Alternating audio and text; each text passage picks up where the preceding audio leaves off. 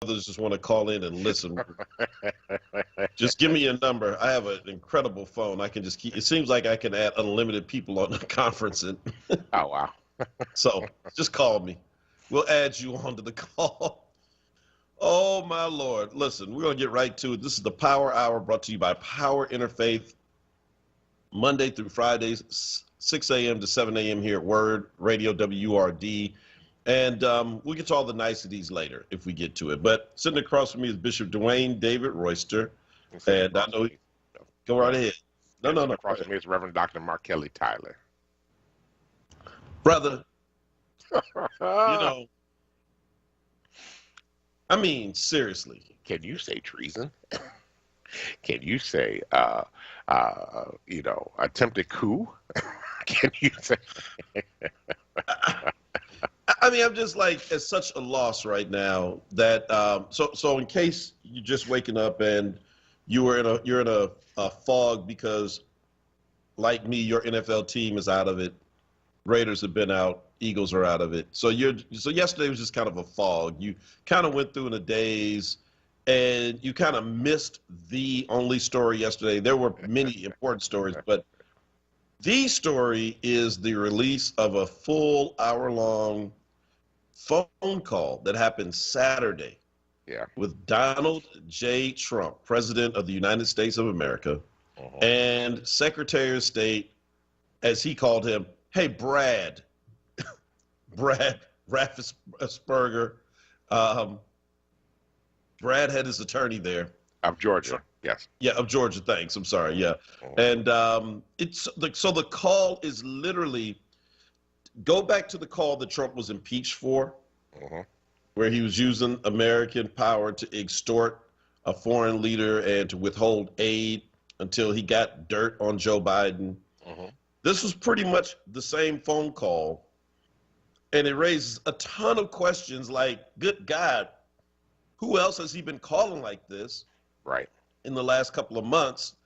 But the entire phone call was Trump's attempt to overturn the will of the voters in Georgia, making unsubstantiated claim after unsubstantiated claim that there were hundreds of thousands of dead voters, that Fulton County, which is the home of Atlanta, which is the black Mecca of today. It is our current Harlem.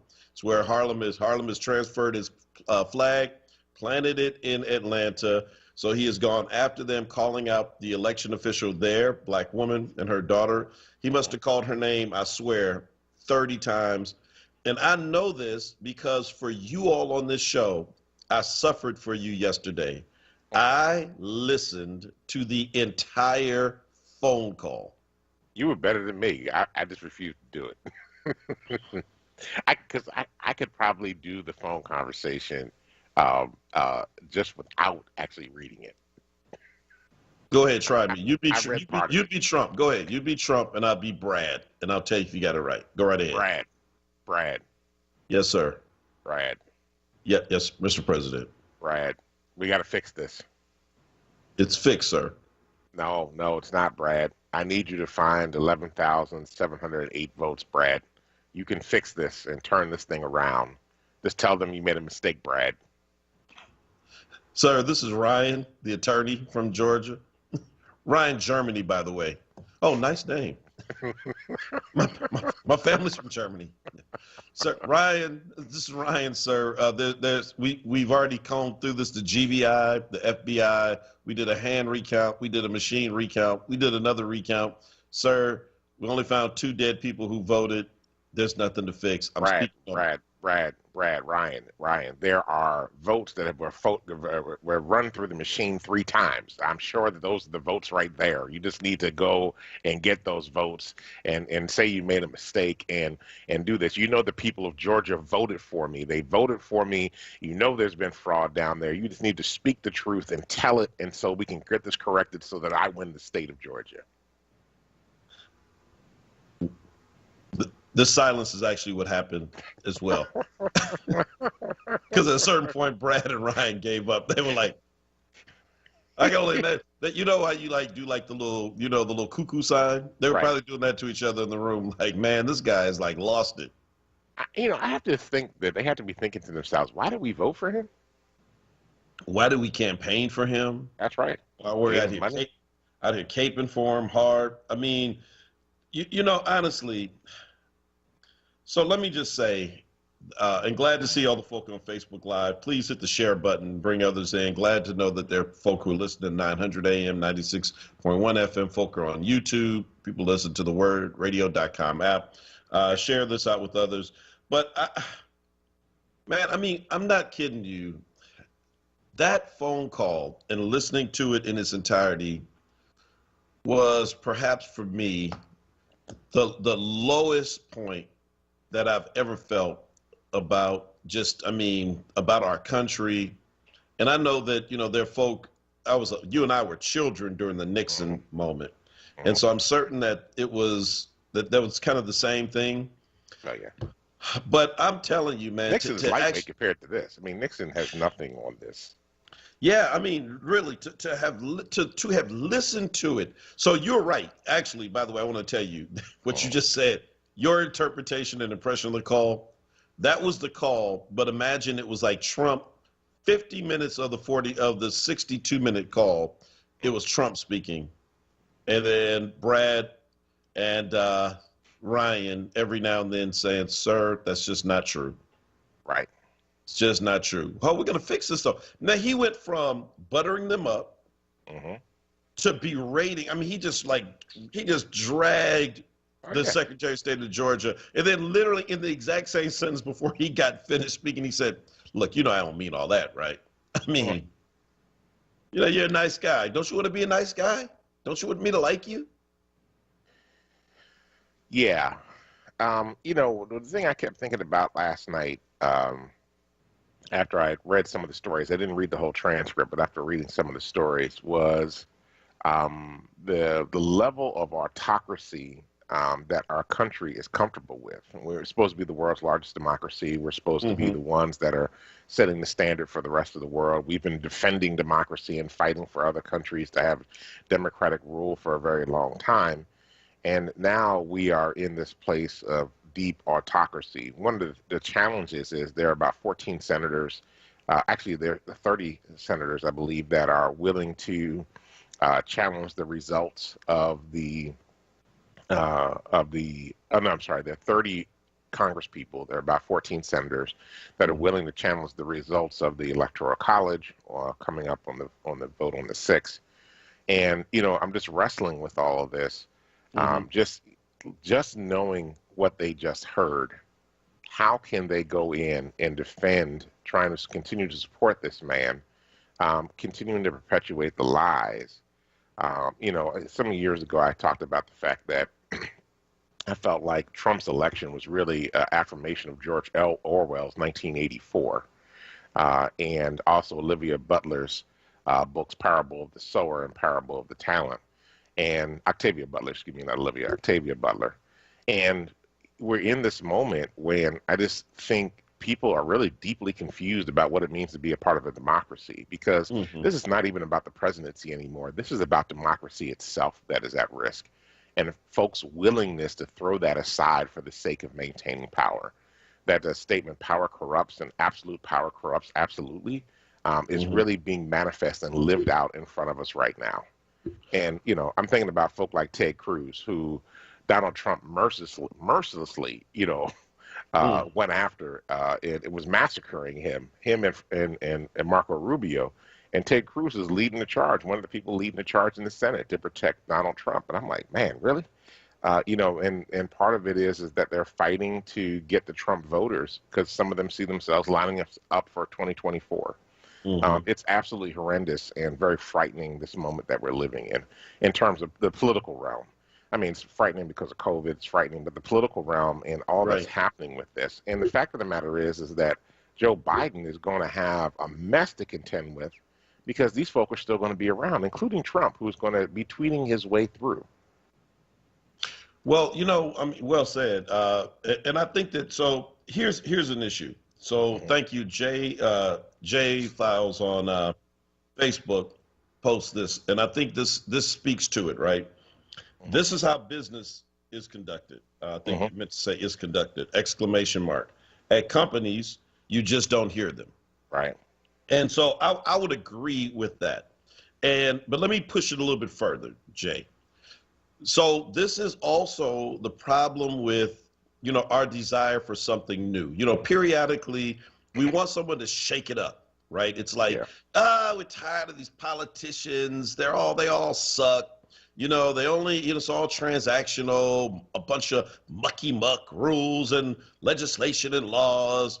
We want somebody who's going to come in who's a businessman, not a businesswoman. We want a businessman. And let's be specific. We want a white businessman, right? A man who knows how to go in and get stuff done and turn the tables over and get through all this minutia and inertia that's in Washington, D.C., and a man who can get stuff done.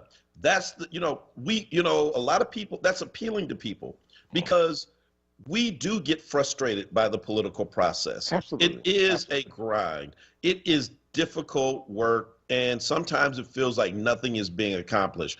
But there is a reason for professionalism, a reason that people have spent their careers in this because they understand that you cannot do certain things. There are lines that you cannot cross. You simply cannot. And what is good in business may not be good in politics.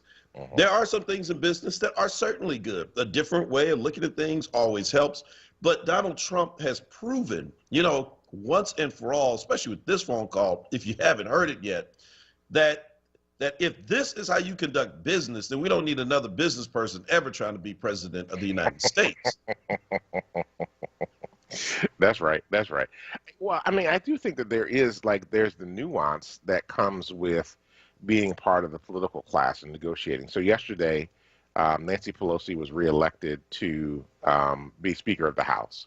And it was actually one of the closest votes ever because this is the narrowest margin of either party to have, leadership in the House of Representatives. And the dean of the House, who happens to be a Republican, I don't remember his name off the top of my head, was responsible for swearing her in. And what was interesting was that the dean said, and I will find the name before the show's over and get back to you with that. But the dean said that we need to find a way to be bipartisan in our work. And I thought that was an interesting comment coming from a Republican in this particular moment that we're in.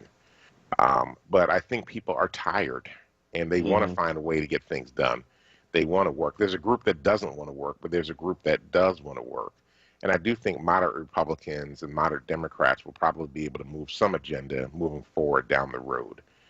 Or the more centrist Democrats and the centrist Republicans will be able to move things down the road. Well, let me just say, I am, the Republican Party at some point is going to have to pay for what they've done. I mean, and this is so honestly, so my thought is, what is the harvest going to look like, right? My late grandmother who, had an 8th grade education like most people who were born in the 19-teens, but was, that was like the spiritual guide in our family, used to say, don't plant weeds and come back expecting corn. That was her theology in a nutshell. Now, you cannot, you said 30, I think it's actually more like 140 House Republicans are willing to say they don't accept the results tomorrow of the electorate. You have a number of senators, like you said, there's the first guy, Hawley, who came out from Missouri last week that we talked about. Ted Cruz has his little crew. He's like Aaron Rodgers. Just calm down, y'all. Calm down. They gave us Donald Trump. They enabled Donald Trump. So my question is, what does the payoff look like? Right. You always reap what you sow. It's the way of the universe. It just is. So I don't know when, but what is the reckoning for the Republican Party going to look like after they have sown? I mean, they can't control now what they started. Donald Trump should be leading them to victory in Georgia. Georgia should not be close. We should not be winning Georgia. I'm glad we are. But the fact that Brian Kemp, the governor, is not even campaigning anymore for Loeffler and Perdue. Did you see that? He's No, I come didn't off see the that. campaign. Dude, he stopped campaigning days ago. Really? Because Georgians are like, we hate you. Because Donald Trump said hate you. He's the Republican governor out here. He can't even campaign for the two GOP Senate candidates. That, I think, is That's a bad. small indication. But, I mean, seriously, what do you see? Look into your crystal ball. What do you see for this party? We know Donald Trump gets away with this, but do they, over the long term, get away with this? So, I mean, I think there's two things. There's a reckoning for both parties that are going to happen, right? Because even the Democrats are going to have to contend with the progressives who are not going to be satisfied with the agenda that's going to come forward because, again, it's going to wind up being a centrist agenda. So I do think that there is a bit of a reckoning coming. I don't know if it's a third party, that another party that splits off and becomes a part of the Republican, separate Republican group, or whether there's going to be a revolt. I mean, there's already the Freedom Caucus inside the House, which are like the super conservatives, and then is there going to be another group that's going to break off? That would be like the Lincoln Project Republicans that are just going to, get up and just roll out and leave because they're so sick of this. Because I think if you're a real Republican, and I've said this on the show before, your problem is that this is not a Republican Party anymore. It's the Trumper Party, because Trump's not a Republican. Trump's a Trumper. And you want to get back to conservative values, and you can't even get there because of all the nonsense that's happening. I mean, the evidence of Donald Trump not being a real Republican is that he wants $2,000 a person for, stimulus relief. Now, part of that's a strategic move on his part because he wants to, be the guy that tried to get you $2,000 a person, but they shot me down. That's why you need to reelect me in 2024. But, I think that there is a reckoning coming, and I think that this is going to be a mess. For both parties, I think, moving into this time frame. And I think we're going to see a reordering of the political system, potentially moving to maybe 3, 4, or more parties that are going to be active at work. All right. Well, I just think that it's at a certain point, and I think some of this is going to be quick, right? So Bernita says on Facebook, karma is a big gangster.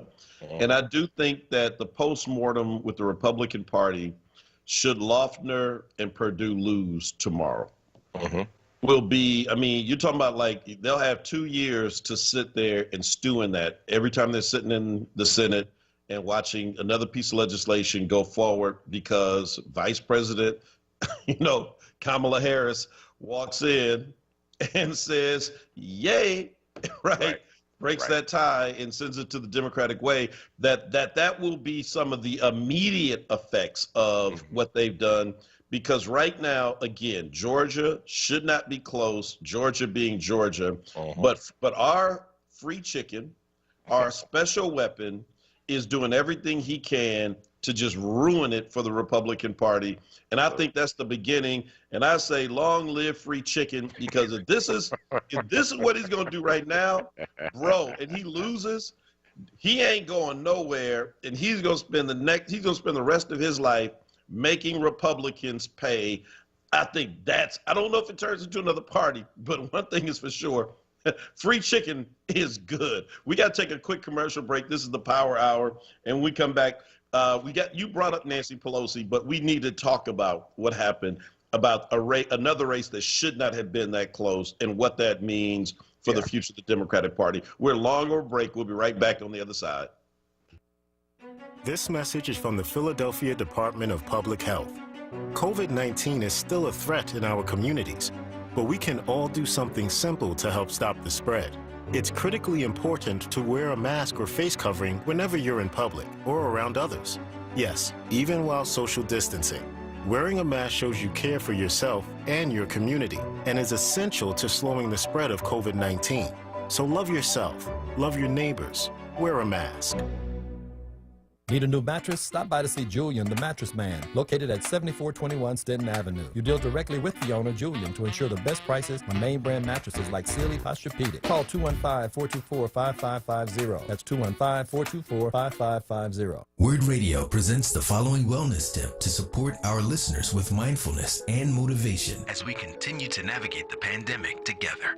Hi, this is Halana, your resident health and wellness coach with tips to help you stay well. We breathe every day and have been doing so since before we were born. But wait, let's think about this for a moment. Something as simple as breathing can enhance our health and well-being. When we breathe mindfully, we slow down, take deep breaths, and activate our parasympathetic system to relax our bodies. Mindful breathing goes like this. Number 1, find a comfortable place to sit still for a few minutes. Number 2, close your eyes and relax your hands on your thighs. Number 3, take a deep breath in and count to 3. Then exhale your breath and count to 3. Do this 5 times.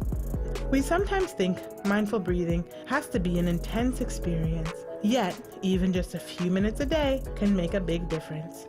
Go ahead and try it today. Stay well with WURD. Happy living. Stay well with WURD. Connect with us at wordradio.com.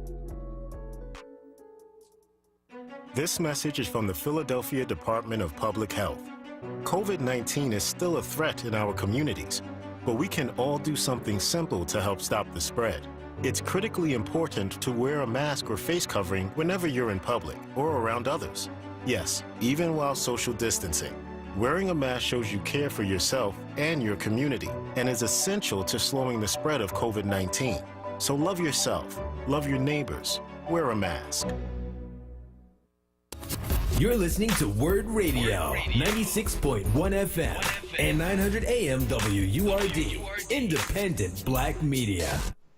Welcome back to the Power Hour. This is Dwayne Royster along with Mark Kelly Tyler. We are here Monday through Fridays from 6 a.m. to 7 a.m. to bring you the latest in news, happenings around Philadelphia, and, of course, our opinion. Hey, I just want to jump back real quick. The Dean of the House is Don Young. And so the Dean of the House is always the person that's the longest serving member of the U.S. Congress. And so Don Young is the longest member. He's a Republican from the state of Alaska who has served in the House since 1973. Good God. Yeah, I mean, he's been in the House a very long time. And he's actually the first Republican dean in more than 80 years from Alaska. So just so you know, so he's the guy that swore in Nancy Pelosi and also was the one that actually made the comments about, and actually now that makes a lot of sense, he's from Alaska, about bipartisanship and working together and making things happen. But he also is from a different age of Congress where people actually work together to make things happen, and extended an invitation and said to Nancy Pelosi, you know, when things get tough and negotiations get stuck, we should go get a drink together and work this thing out. To which Nancy Pelosi responded and says, I don't drink, but I'll be glad to go get some ice cream. So that was well, you know, it's interesting that Don Young would make those comments. If he entered the Congress in '73, that was as the Nixon Watergate scandal was just all like beginning to start to boil, and so he started there. Yeah. And now he's got to be toward the end of his career. Yeah, you know, you're almost 50 years in Congress. Yeah. And so I don't know how old he is, but again, you know, you got to imagine at this point, he's somewhere close to the end of his career. So to have those two bookend experiences, he's not speaking as a person who is dispassionate or who just doesn't really have a real opinion about this. I mean, he's lived through Nixon and probably thought he'd never live through that again. Right. And, you know, Trump makes Nixon look like kindergarten. I mean, you know, gangster is how he tries to be. I mean, look, man, it's so bad that we could even like start off this morning with the proper Happy New Year and all of that, because it's just like, oh my God, are you kidding me? Did I just listen to this? Yeah. Brad, I mean, I'm thinking like, seriously, so who did he call in Pennsylvania? Well, here's the thing, right? He did, because he talked to the Right. Speaker of the House here in Pennsylvania. Yeah. He's talked to a series of Republicans. He Yeah. invited Pennsylvania Republican legislators down to the White House. And actually, they had a meeting up in Pennsylvania where he called into them. Basically, this is the one where Giuliani was there and looked like he was going to sweat away his hair. That, you know, here's the thing that I got, you know, was funny to me. When I was listening to all of this. It's not really funny. It's actually sad. I was like, he told you he was going to do this. There was nothing in this conversation that he hadn't already said publicly. I mean, pretty much, other than the fact that I just need you to find 11,708 votes, one more vote than what they won by. Mm-hmm. But he says this stuff publicly all the time. He tells you what he's going to say. He tells you what he's going to do. There's no surprise with Donald Trump in terms of, you know, what he's going to do. I think the thing about it was, like, this was a direct conversation. This wasn't on the campaign trail. This was a direct conversation with a political leader. But he does this stuff, and we have let this go on for so long. You know why? Because there are a lot of Trump people out there who are Trumps themselves in their own little worlds. Absolutely. So the reason that people are comfortable with a person using his office or her office to bully someone into submission and doing something against what they know is right is because that's how they roll. That's what they do in the office with, you know, people that they want to have a relationship with, whatever sex it is, whatever gender it is. You know, they use their position. Oh, you don't want to do that? Well, you must not like working here. You like working here? You want, you know, the way, you know, there is a faster way up to the top, right? There are people who use this to get what they want personally. It's something that they need. And so they use their office, they use their position. And let's be honest, it's in every industry, even ours in the church, right? Absolutely. It's in the synagogue, it's in the masjid, it is everywhere. And so it's sad, but that is what we have to fight against, right? And so to see it, though, in such naked display in the most powerful office, not just in our country, really still in the world, regardless of you know, whatever China is doing now, Russia's doing, that, you know, that kind of power that the office holds, and to see someone wield it in that way, I mean, it ought to turn your stomach. It ought to turn your stomach, because when the president calls you, look, we don't have any regard for Donald Trump, but we would take his call. Like, he's the president. Bishop Royster, president of the United States. It's like, what? How you doing, sir? I mean, kind of honored. What's this about? Well, you know, I want to stop by your church. Like, nah, sorry. Nah, we good. I just took the call because you're the president, but nah, sorry, man. I mean, you're free to worship there like anybody else, but I ain't invite you. But my point, though, is that it is that the office, right?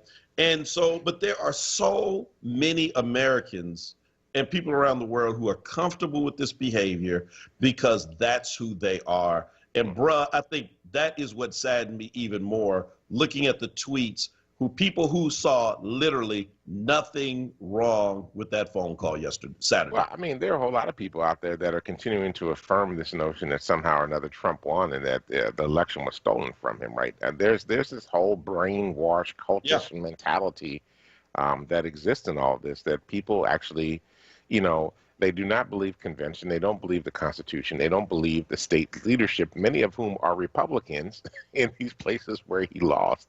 And, you know, are doing everything they can to, you know, kind of reaffirm this lie. It is just very painful to watch, and it's very painful to live through. I got to be honest with you. Yeah. So Yvette on Facebook says, again, the outgoing president is controlling the narrative 24/7. Number one, he was and is a horrendous businessman. He wasn't trying to run America like a business. It was all about the power. Number two, he could care less about running in 2024. He's terrified because he's at high noon on January 20th. He's losing all his protection and will have to face numerous lawsuits. That's it. Yeah. That's Yvette's take. Yeah, well, Bernita was saying that we need to have term limits, and actually the president's term limited outright, so you can get a maximum of 2 terms.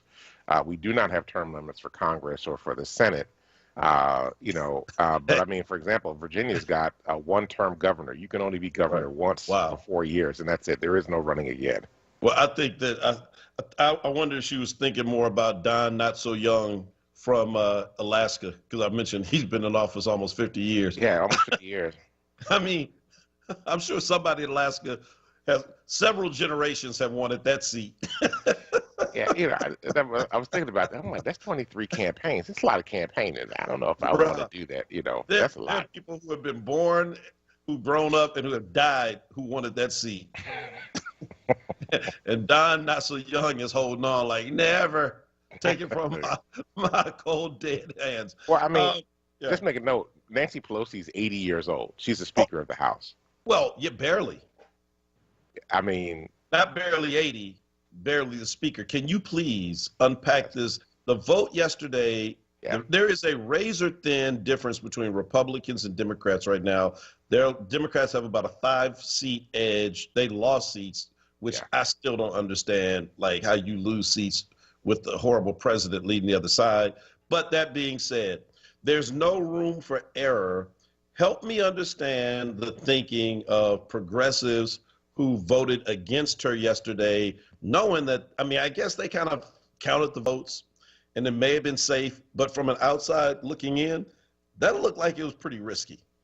Well, so the vote was like 209 to 216 or something, like 211. I mean, it was really close. And, she was running against Kevin McCarthy, who is the head of the Republican Party. Now, all the Republicans voted for McCarthy, straight up, right? There was no deviation from there. Now, I'm not fully understanding any Democrat that voted against her. What was interesting to me was Alexandria Ocasio-Cortez, who's the leader of the squad, who are probably the most progressive of the progressive wing in the House, was very clear. She was voting for Nancy Pelosi, and the squad voted for Nancy Pelosi. So I do not understand, what happened there other than, I just think we're in this really chaotic political moment. And I don't really know how this is all going to play out. Now, we also should say that there were 3 Congress people absent. 2 of them were absent because of COVID, and one is dealing with pancreatic cancer. So they were not there. It was Congressman-elect. There was a congresswoman that both of them dealing with COVID, and then there's one who has pancreatic cancer. And then, you're aware that there was a congressperson elect that died from COVID just a few days ago as well. So, we are just in a strange moment. I tell you that, Yeah, I just don't, I understand it, but Democrats, this is the problem with the Democratic Party. And, we talk about this all the time. That's why I said both parties are going to blow up. That's why both parties are going to blow up. I mean, we keep waiting on it. I hope so, because we need, I think 3 or 4 parties makes it a little bit more, keeps everybody a little bit more honest, right? I mean, it's not going to be a perfect system, but I do think that it creates a different kind of dynamic there. But yeah, it's just Democrats love this infight. It's like, dude, Donald Trump is out here just imploding. The Republicans have their hands full. They don't know what to do.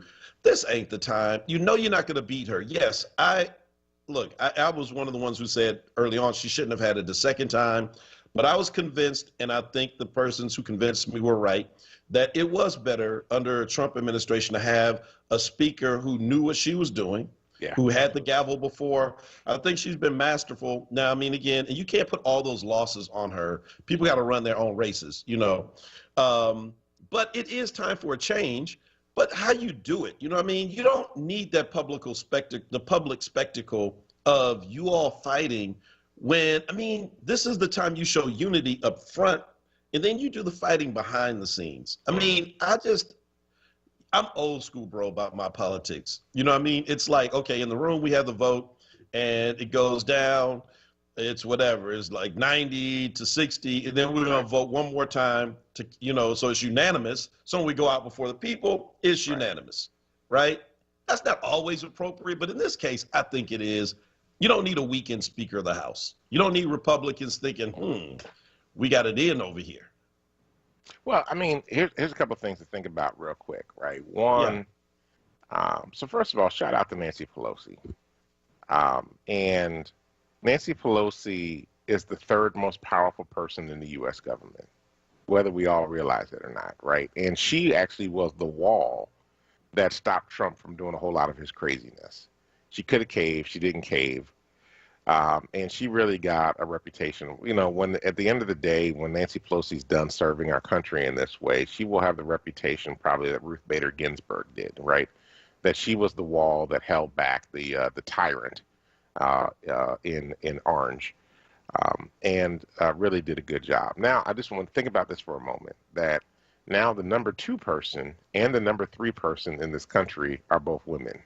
That's historic, right? That's a very powerful thing. So regardless of what happens to Joe Biden, or if something should happen to Vice President-elect Kamala Harris, that the next person in line to be president of the United States would still be a woman, because it would be the Speaker of the House.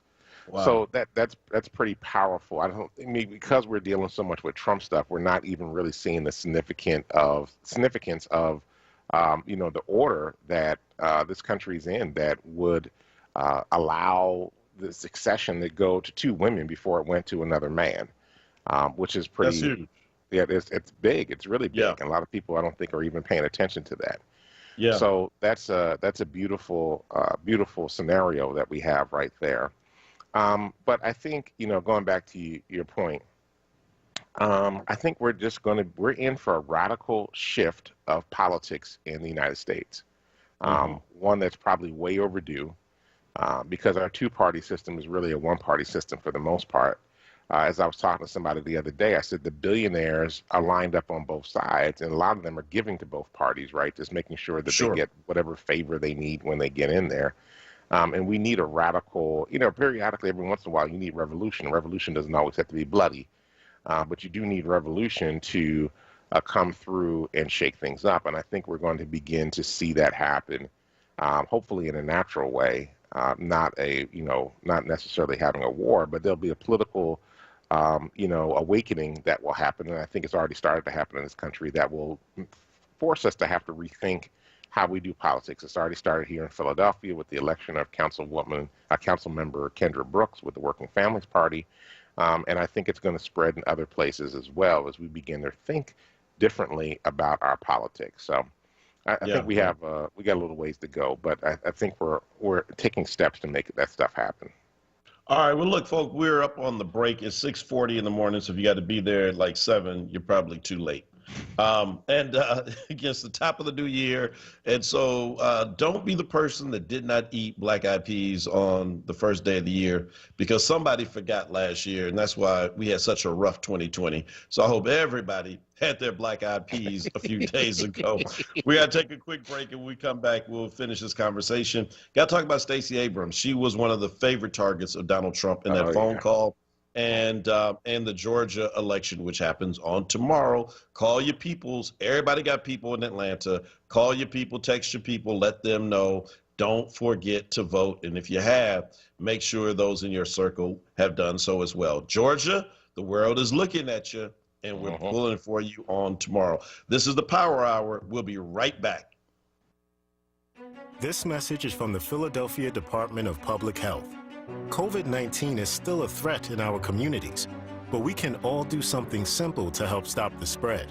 It's critically important to wear a mask or face covering whenever you're in public or around others. Yes, even while social distancing. Wearing a mask shows you care for yourself and your community and is essential to slowing the spread of COVID-19. So love yourself, love your neighbors, wear a mask. Now, a traffic update on WURD Radio. Good morning. This report sponsored by Staples Stores. 95 southbound, some volume picks up from Cottman down through Bridge through the construction zone, again Allegheny through Girard Lake northbound side. No major problems. The Vine Expressway westbound Parkway through the Schuylkill Expressway. Bit of volume there. Schuylkill westbound delays getting busy. University through 30th through that construction. Eastbound moving fine. The 8 Turnpike Blue Route 476 still in pretty good shape. 42, 55, 295 in New Jersey. Not too bad. Yeah. Staples has everything students need to start the new semester strong. All amazing prices. This week, Staples Marvelized comp books, 1 subject notebooks, and a 12-pack of True Red pencils, only 75 cents each, and $19.21 while supplies last. Restock for the new semester and save at Staples. For more traffic information, log on to sigalert.com. Jim Bachman with your Philadelphia area traffic. You're listening to WURD Radio, 96.1 FM and 900 AM WURD, independent black media. Welcome back to the Power Hour. Mark Kelly, Tyler, Dwayne, David Royster. I was just sitting there thinking to myself as we were coming back from that commercial, I'm like, oh, that makes up for the 9-minute commercials that we had during the election cycle. That one was so short. My wife sent me a text to remind me that I keep saying it's 11,780 votes, not 11,708 votes. So thank you, Suzette, for I wasn't going to say anything because this is what Trump kept saying on the call. Like I said, I listened to the entire hour, 62 minutes. I did this for y'all who are listening because I know you don't have time to do it, so I did it for you because he kept saying, "Look, Brad, look, I won the state. I won it by like 500,000. Next time he said, I won it by like 400,000. And he was like, I won it by like 1 million. And he's like, I won it by like thousands. I mean, he could never make up his mind about what he won it by. But then he said, look, man, can you help a brother out? I mean, he didn't say it that way, but that's what he came down. Like, it was like, when you like, after all the objections, come on, man. I've been up here in these high lofty spots. I can't go back down like that. I can't go out that way, bro. I can't go out. I can't imagine walking out, getting on that helicopter and being embarrassed like this. Can you help a brother out? He said, all I need, man. He said, I need like 11,000 something.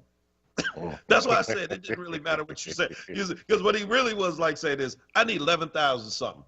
Yeah. That's all I need. Can you hook me up with 11,000 something? Can we go find those votes, bro? Yo. Oh my God. Yeah, it was wild. That's your president. That's our president. Yeah, I know you got a couple other things. I just want to, Joe Simmons had mentioned something here about Ralph West and the Church Without Walls leaving the Southern Baptist Convention. And I just wanted to make a comment on that real quick because the Southern Baptist Convention, their seminary presidents voted that critical race theory was not something they would take in consideration. And the only reason I bring that up was because Donald Trump prevented the government from hiring people to do diversity and equity and inclusion education around critical race theory. It's a whole thing tied into Trump and about the Southern Baptist Convention really trying to garner its people and get around that. And so because they're not using critical race theory, which is a theory that really points to the issues about race in this country and about how everything's baked with race in the United States of America. White supremacy, white privilege is all baked into what it means to be an American, because they don't see that anymore, and they criticizing James Cone and others like Black liberation theologists, Black women as theologians. A lot of Black clergy in the Southern Baptist Convention are leaving, although they should have left decades ago. But now they're leaving. So that's really what's happening with that. It's all tied into actually it's all tied into Donald Trump, to be honest with you. So just to mention that. Well, let me just say my take on Reverend Ralph West and others who are leaving, I'd say finally leaving the Southern Baptist Church and other denominations that have proven themselves to be pretty much racist. Yes. As an AME and as the person who pastors the church where Richard Allen is buried, I have more of a question, which is, what took you so long? Well, that was my point. I'm like, Richard Allen tried to show you that in 1787. He's like, I did not pay my way out of slavery to then go to a church that tells me after I helped build it and we raise all this money and bring all these members, we're building a balcony and you got to go sit up there. Literally, that's what happened. I mean, when people ask me why your name, why it's got to be African Methodist Church, what that mean I can't attend? I'm like, bro, let me sit down. Let me school you on your history real quick. There wouldn't be an AME church if it wasn't for white supremacy and white racism in 1787 and in 2021. There have been repeated talks about the AME and the United Methodists coming together. And I'm like, man, please, I wouldn't be a part of it. Because again, it's like, why put you, we have 99 problems in the AME church, but white supremacy and racism ain't one. And so, church is already hard enough. But you look at the turmoil the United Methodist Church is going through right now. And the battle lines drawn up around issues of gender rights and gender equality and the queer question, bro, the churches that are lined up on both sides are the exact same churches by and large that were lined up on the side of issues of race in the 20th century and in the 18th century. So, I mean, to those who are in these kind of denominations who are trying to like somehow like fix it, I just look at them. I don't have the patience for it. I just don't. And I don't have the temperament for it. Maybe I've been AME too long, but I'm like, you know what? Y'all work that stuff out. And when you get rid of white supremacy and white racism in your institution, fine. And that's just, I feel the same way about HBCUs. It's like, yo, college is hard enough. At least the one thing I know about HBCUs. I'm just saying, well, at least I know my professor's not like screwing me because I'm black, right? It's more like because I didn't study, right?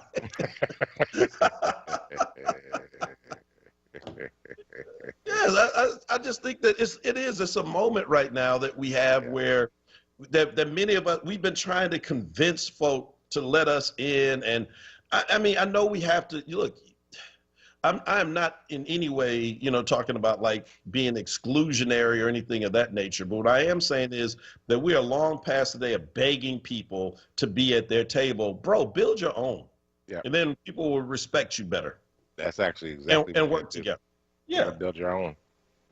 Like, sitting there trying to convince Southern Baptist folk to stop being racist. Man, they were the ones who were, they would advertise. Split because over race, right? They split over slavery. That was right. The Baptist church split over that. Southern white churches at church during their announcement period on Sunday mornings, like, oh, by the way, there'll be a lynching of a Negro today after church.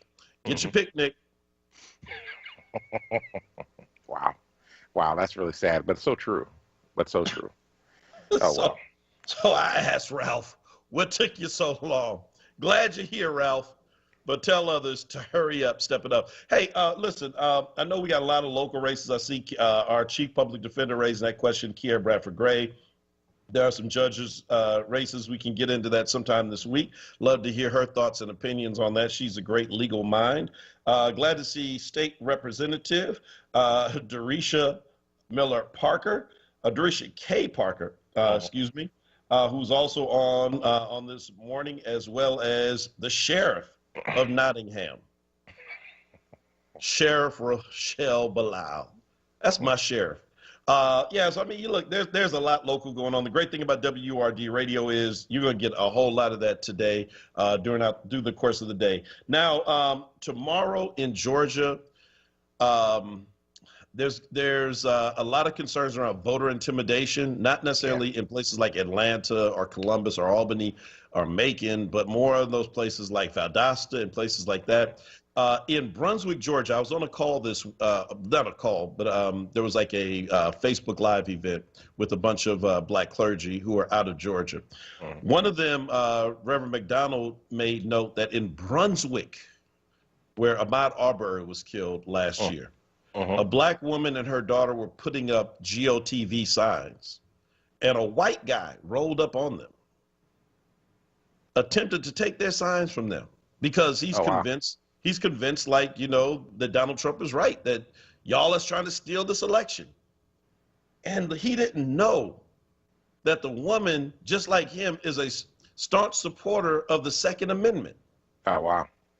And she told him that she believes in the Second Amendment so much so that she never leaves home without her Second Amendment right. And said, if you don't get your hand off my sign, I'm going to introduce you to the Second Amendment, black woman style. To which he backed up and said, sorry, ma'am, wrong sign. Got in his truck and rolled off to harass him. Can you believe that? I actually can. I absolutely can. You tell this black lady, give me your sign. Y'all out here stealing elections. Wow. But this is the thing, right? This is the moment that we're living in. This is the craziness of the moment that we're living in. Folk just feel like they can say and do anything. They can say and do anything right now. Because the president has given, I mean, this is let's go back. I know folk don't want to talk about him, but we have to, because this is critical. This is important. It's like in your church, what we say gives permission and license to other people. When you're a leader, right? Which is why you got to be careful with your words and careful with everything else. Nobody's going to be perfect. That's not what we're even asking for of the president. But what we are saying is be responsible, because there are people who are unhinged out there. And there are people, for example, who, like this man, believes that he's out there doing what's right. They are convinced by you that people are out here stealing. And so when people think that, what do? You want to stop people from stealing. And if you have branded this as a black person thing, oh, by the way, a black woman thing, because in that phone call, again, he called out the name of that, who came out to call the name of the black woman over Fulton County elections, like I said, about 30 times. And he just blistered Stacey Abrams. He said, she's got you, she just made a fool of you all. She made a fool of you, got you signing consent decrees. They're like, sir, we didn't sign a consent decree. It was a settlement decree. Well, no, I know what it was. Okay, sir. I'm just the attorney down here, but whatever. So I am seriously concerned about the safety of folk on tomorrow. Yeah. But beyond that, I think that the state of Georgia needs to pay for security for Stacey Abrams, the person in Fulton County, and anybody else that he has made a target of, because he has put their lives in jeopardy as of this moment. Yeah. No, I agree with you on that. I think that he just doesn't care, right? And because he's got enough money to have his own private security force, he doesn't care what anybody says about him or does, because he figures they cannot get to him one way or the other. I don't know what to tell you, bro. It's a crazy moment that we're living in. Oh, yeah. So real quick, before we roll out. So, so Kenrick, since we talked about Brunswick, Georgia, and I called Ahmaud Arbery's name, may he rest in power. Kenrick said, have you read about the statements for the counsel for Arbery's murderers? Yeah. I don't know if you saw this. They have a list of demands. These are the defendants who are on trial for murdering someone. They're saying, here's the big one, I think, that caught everybody off guard. We don't want you to call Ahmaud Arbery a victim. Wow. Because that will prejudice, I can't believe they use that word, that will prejudice the jury. Just call them something. They haven't asked for an all-white jury either, but, you know. Right. We want a jury of our peers. That's right. We want an all-white jury. I got you. Dressed in all white and wearing masks. Well, they'll probably be dressed in all white. That's the thing. Anyway. And wearing masks. Yes. COVID mask. I'm not insinuating anything else. Yeah, I'm sure you're not. All right, everybody. Well, listen, thanks for checking us out. Our first show of the new year. We deeply appreciate you joining us for the Power Hour. We'll be back tomorrow morning at 6 a.m. to bring you the latest news happenings around Philly and, of course, our opinion. Thank you to Quaisa Mathis for holding it down this morning. Everybody that checked in with us on Facebook Live, stay tuned for Wake Up with Word with Solomon Jones. Go out, change the damn world, because if you don't, nobody else will. Peace. Weight on my shoulder.